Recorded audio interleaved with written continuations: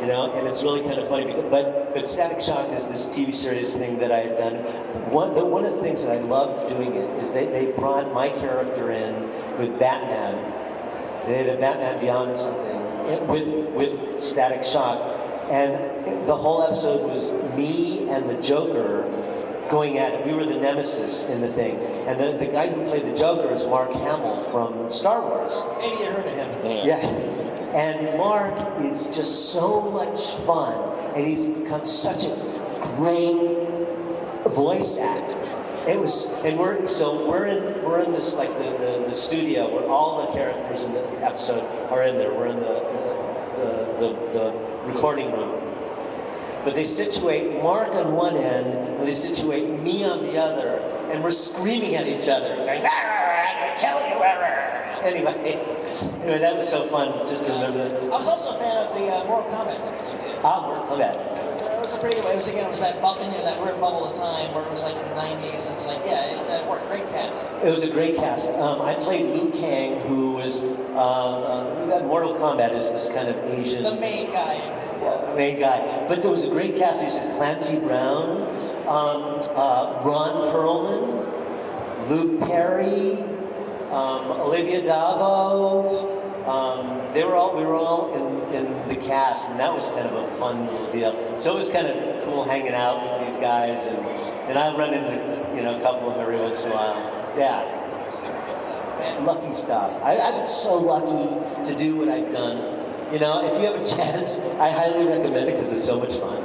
You know, and basically, knock on wood, I've just been blessed to be able to do what I do, and I get to meet people. You've been blessed and you're lucky, but don't sell yourself short.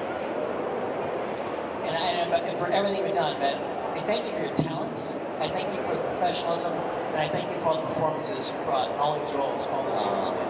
You do good work. Thank you. Wow, that's really thank you, Patty. Yeah. Thank you so much.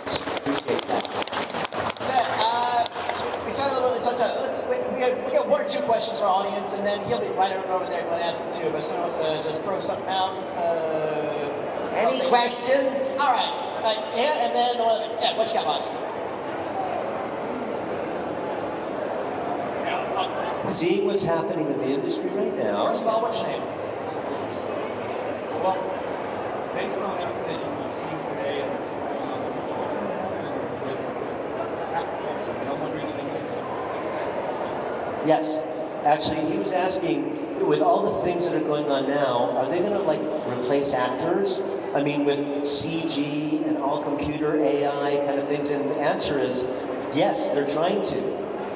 And so what's interesting is the actors that you know now, a lot of them, because they have screen time and they're able to capture a lot of stuff, they can have a career in 100, 200, 300 years because they have now technology, and it's getting better and better every day to be able to replicate action, movement, thought, voice, everything. So yes, Lewis, you're right. Yeah, you won't be able to tell the image. I think it's going to get to the point, it's very scary because you can pretend that you're the president of the United States and they can, say, we're going to press the button, and it's another real life war of the worlds kind of thing. You've seen it right, Mark Hamill. I mean, in The Mandalorian, that wasn't him at all. And in Book of Boba Fett too. It was all recreated. Exactly. It's getting there. Hey, what's your name or what you got? I'm Ren, and I just want to know, we were talking about Star Trek TOS, and I know that you also played in Star Trek TNG and Episode 9 Terror, you played an Ensign. What was it like going from the original Enterprise seeing through the eyes of a child to suddenly seeing Enterprise D through the eyes of an adult?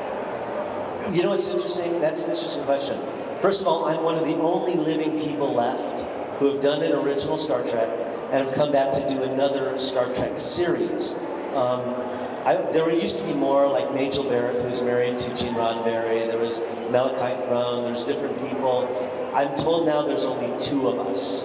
And I only recently found out who that second person was. That's Clint Howard, Ron Howard's brother. But what was interesting is they called me up, and they knew that I had done an original, and I'm friends with Jonathan Frakes, who played number 1 in TNG, The Next Generation. And so they said, hey, Brian, yeah, you want to hang out for a little? You want to come get on the Enterprise and kind of? I said, yeah, that'd be kind of fun. Not knowing that years later that it's kind of be kind of an interesting historic-y kind of thing. But what was so interesting about that, and to your question, is remember I said in the first, Star Trek, it was so, very, very modest, the sets, and really simple. Well, when you get on the set there for TNG, there's all these computer things and all these lights and all these things actually work, and it was really cool. So big difference from then to what they got now. And so, yeah, interesting. We're just out of time. What's on your docket right now, and anything coming up you're allowed to share with us? Yeah, well, it's interesting because I left the industry because I have this big business thing, but I always get called and they ask me to keep doing stuff, and I generally turn everything down. However, just before I came over here, I'm kind of a last minute to come over here. But they kept calling, so I said, okay. So next week when I fly back home on Monday, on Thursday I start on the Urkel Christmas special. Anyway, but because it's Warner Bros. Next to my house, so it's an easy one. But I normally turn everything down. But anyway, thank you so much for hearing me yap. I'm down the end. If you want to ask any questions, just say hello. I'd love to meet you and talk to you. And thank you again for having me over here and not throwing me out.